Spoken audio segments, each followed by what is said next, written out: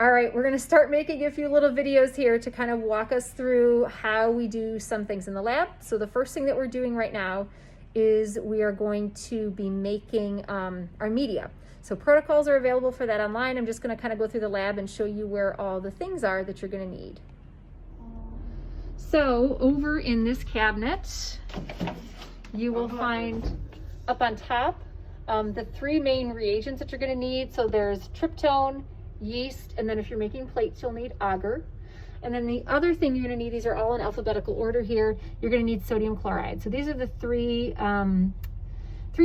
four things that you're gonna need if you're making bacterial plates or media. Any glassware that you might need should be here, might be in the dishwasher, potentially clean. Special flasks that we have, these are called baffle flasks. So they will be flasks that you're gonna use if you wanna grow bacteria really well because they help to aerate the culture.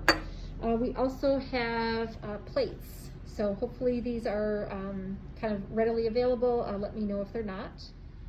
So 2 units that are over here, freezers on the left, fridge is on the right. So make sure you know when you're putting stuff in. We never want to be putting media or anything in the freezer, especially plates. That'll not be good for them. And so forth. This needs to be cleaned out. I'll just kind of show you how bad it is in here. We need to frost it. You're not going to kind of confuse that for a fridge.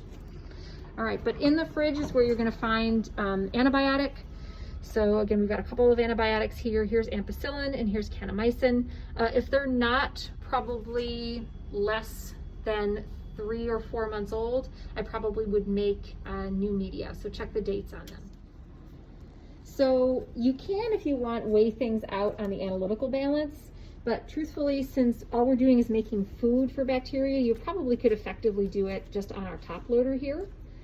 So any materials that you might need are in this drawer. We've got weighing paper, or you can feel free to use a weighing boat, and we've got scoopers and so forth. But again, this is one of those times where you're literally just making food for bacteria, so it's okay if you're not super precise. So we don't need to use an analytical balance for that, which can make your life a bit easier.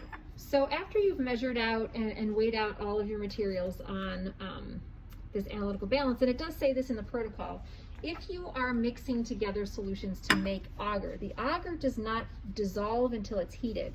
So what you're going to want to make sure you put in here is the tryptone, the yeast, and the sodium chloride with your water up to the mark, and then you're going to swirl it to make sure that it's all dissolved. And then afterwards you can add the agar in, because that won't dissolve. Again, it's like Jello, it's not going to dissolve until it's heated.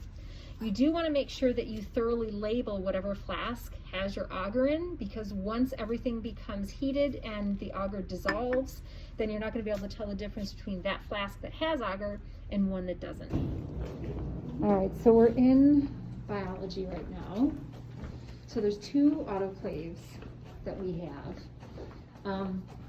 There's one that's in the microbiology lab, so we'll go check that one out first here. Actually, it's locked and I don't have my keys. All right, so this is the autoclave here that is in the microbiology lab. Okay, so this one, much more high-tech, it's kind of digital here. For the most part, main things are, you can actually fit quite a bit of stuff in here.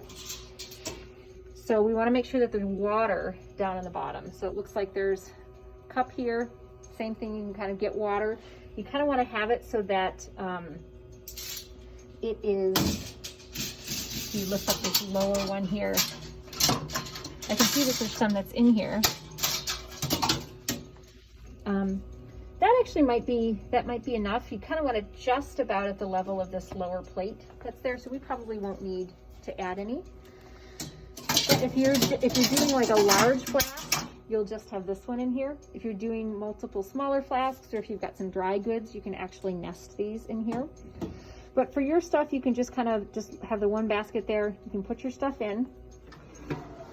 You're going to close it, and then, did you check the water level in the chamber? Yes, we did. Okay, so it kind of walks you through. You can sort of select things here. So it'll sort of tell you what's happening with each stage. And for the most part, I think these are sort of defaults. So we want to have it for liquid sterilization. Okay, that's what we're going to be doing for any of our media stuff. If it's waste that we're autoclaving, which you guys really won't have to worry about. So you can select 4 different programs there. So after you've selected the program that you have, all you need to do is say set and confirm. Set the sterilization temperature. You kind of have to go through a couple of buttons here to kind of confirm the temperature and the time. If you needed to go, if you had a large volume of stuff, but usually 15 minutes is sufficient. And again, we usually just leave these as default, but you have to go through that kind of set confirm process. And then you kind of press this. I think you sort of have to press and hold this, and then you'll hear it lock, and then it starts. But this is the one that takes a bit longer because it's larger, so it takes a while to heat up and it takes a bit to cool down. This is one too that you can't override. It won't open until it's ready. The other one, if it's still sort of pressurized, you could kind of tweak with some of the buttons to kind of get it to exhaust more quickly. You guys ever cooked with a pressure cooker? So this is sort of the same thing. Like this knows not to start until it gets up to temperature. And the same thing, you can't open your pressure cooker until that little thing goes down and the pressure has kind of gotten back down. So you'll be able to kind of see whether or not this one will say that it's done, whether or not you're able to open it or not. If you can't open it, it's not done. All right, so if you've autoclaved all of your stuff right now, sometimes you're going to need to add an antibiotic. Sometimes you might not need to, but if you need to add an antibiotic, it's important that you make sure that your solution has cooled sufficiently so that you don't destroy the antibiotic. If it's anything except for agar plates, you literally can let it sit on the benchtop overnight and then just add it at some point later. The big thing is with agar, if you're pouring agar plates, because you can't let the agar cool so much that it solidifies in your flask, but you also don't want it to be so hot that you can't add your antibiotic without destroying it. So kind of a really good test for this is see how hot that solution feels. If it's still too hot for you to physically hold that flask in your hand, it's still too hot to add the antibiotic. If you can hold it in your hand and it still feels hot, but you don't feel like you're going to burn yourself, you're probably just about right to be able to add the antibiotic. So add the antibiotic, swirl it quickly, and when you start pouring, make sure you kind of keep pouring so that you don't want to have that solidify kind of as it's cooling as you're pouring. So let's imagine that we just got back upstairs and we've got our flask that has our hot media in it. If you are in a hurry and if you kind of want to make sure that you do things not too quickly or cool it too quickly, you can actually take these and put them in a hot water bath or a warm water bath to kind of help them cool a little bit more quickly. Still do that hand check to kind of see at what temperature it's too hot, or that you can put the antibiotic in. But that's something that you can choose to do, is to have a water bath to kind of help them cool a little bit more quickly. You probably don't want to have a cold water bath because that might start to have some of the agar solution that's on the sides kind of start to solidify sooner than you want. So I'm going to make a new ampicillin solution because this one is too old. So the ampicillin solution is 100 milligrams per milliliter. So rather than trying to weigh out some exact amount, what I'm going to do is I'm just going to empty this out. I'm going to use this same container here.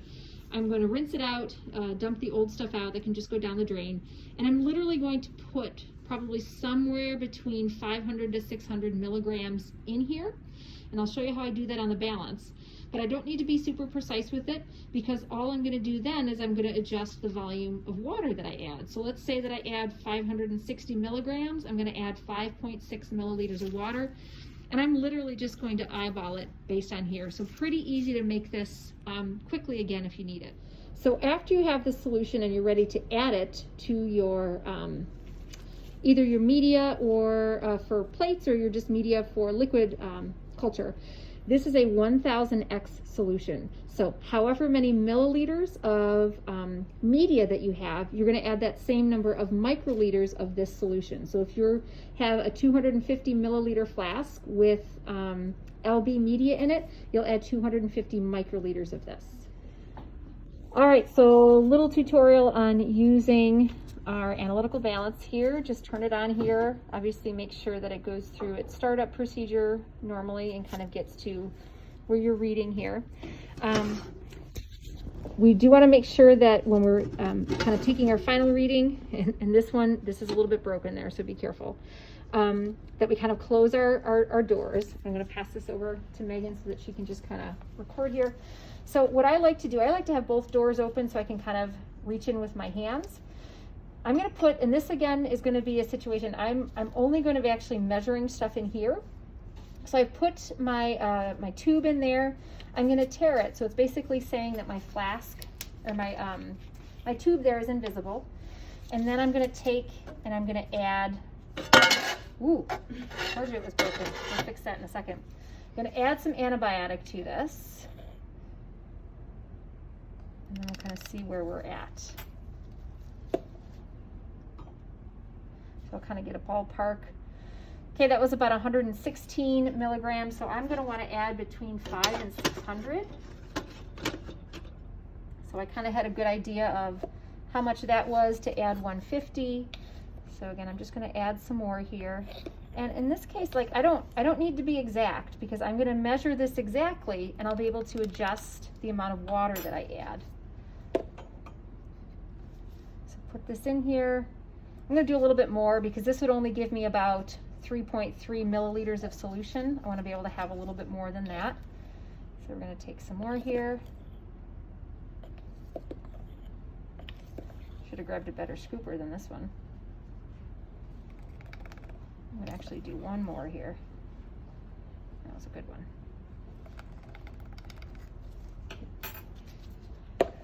So now because I'm confident that's going to be sort of where I want, I'm going to close this up. And then I can see here that this is about 720 milligrams. So that means I'm going to add 7.19, about 7.2 milliliters of water. So again, because I'm making a solution, I'm not going to add that much. I'm going to add to that amount on here. So I've added just to about 7.2 milliliters here. Again, doesn't need to be exact. This is a 1000x solution, so it doesn't need to be exact. But I'm going to go ahead and put the cap on, and then I'm going to use my vortexer to mix this, and then this new solution is good to go.